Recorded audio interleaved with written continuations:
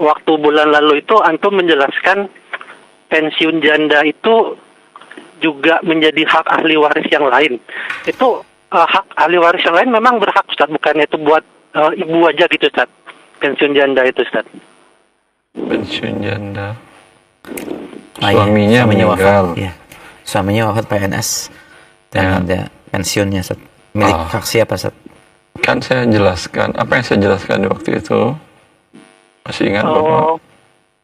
Kalau nggak salah ya, Ustaz, Afan kalau saya salah, Ustaz. Ya, Jadi nanti bisa perbaiki kalau salah. ya, kalau nggak salah saya dengar itu, jadi pensiun jandanya itu buat ibu dan ahli waris yang lainnya gitu.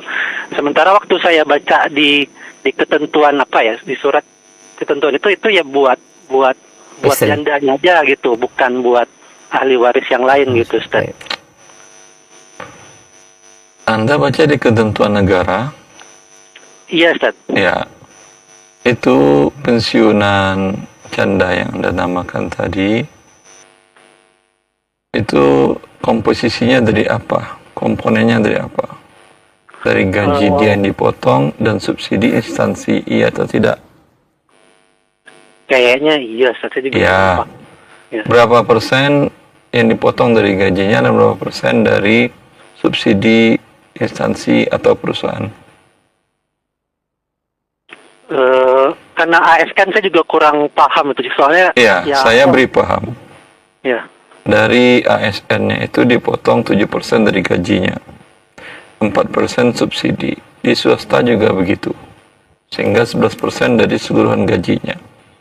Yang dipotong dari gaji, ya, itu kan tidak pernah si ASN itu mewasiatkan atau menghibahkan kepada istrinya.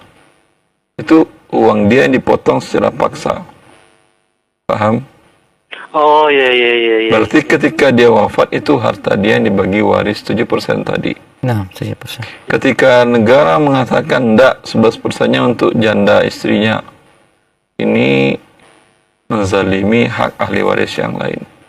Bila janda tadi menguasai seluruhnya, ya, dengan alasan ini peraturan negara, ya, atau ada peraturannya, maka di akhirat pasti dia bayarkan kepada ahli waris yang lain. Karena negara tidak bisa merubah ketentuan hak orang dihapuskan begitu saja. Ya, kita sih anak-anak, kita sih anak-anak